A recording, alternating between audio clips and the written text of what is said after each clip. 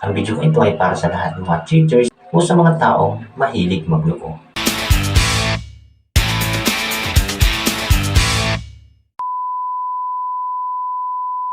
Isa ka ba sa taong tinutukoy ko? Kung isa ka, ay naku, mag-isip-isip ka. Kung sa tingin mo masaya ka sa mga pinaggagawa mo ngayon, ngayon lang yan. Kasi wala ka sa punto na mahuli ka. Dahil di naman lahat ng panahon kaya mong itago ang mga kalukuhan ng mga ginagawa mo. Di lahat ng oras maswerte ka at hindi ka mabubuko. Panapanahon lang yan kasi hanggat hindi ka pa nahuli, tuloy-tuloy pa rin ang paggawa mo ng isang mali. Dahil wala naman nagsisisi sa umpisa eh. Puro ang pagsisisi ay laging nasa bandang huli. Kaya kung isa ka sa nakakapanood ng video ito, o isa ka sa taong tinutukoy ko, pinapayuhan kita na mag-isip-isip ka.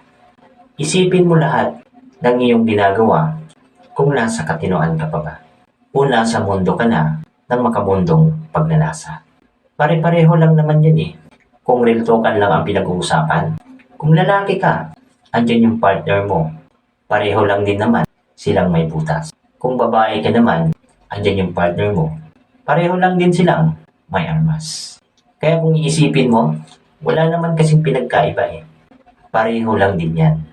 Ang pinagkaiba lang, parehong sabik. Dahil ibang putahe ang natitikman.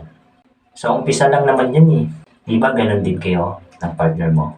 Di lang nagkakaroon ng time minsan dahil na rin sa pagod sa kanya-kanyang trabaho.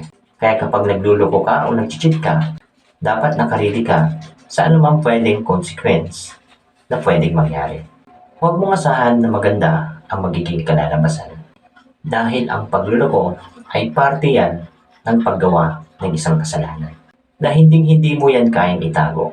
Lalabas at lalabas ang buong katotohanan. Kaya habang may panahon ka pa, mag-isip-isip ka para ang lahat ng mga maling ginagawa mo ay unti-unti mong itama. Huwag na huwag mong hahayaan lamunin ka ng makamundong pagtataksil at pagnanasa. At huwag na huwag mong hahayaang tuluyang masira ang binigay nila sa iyong buong pagtitiwala. Dahil kapag hinayaan mo at pinagpatuloy mo ang mga mali mong ginagawa, babalik at babalik sa iyo yung pait at sakit dulot ng karma at tuluyan ng masira ang binuo at iningatan mong pamilya.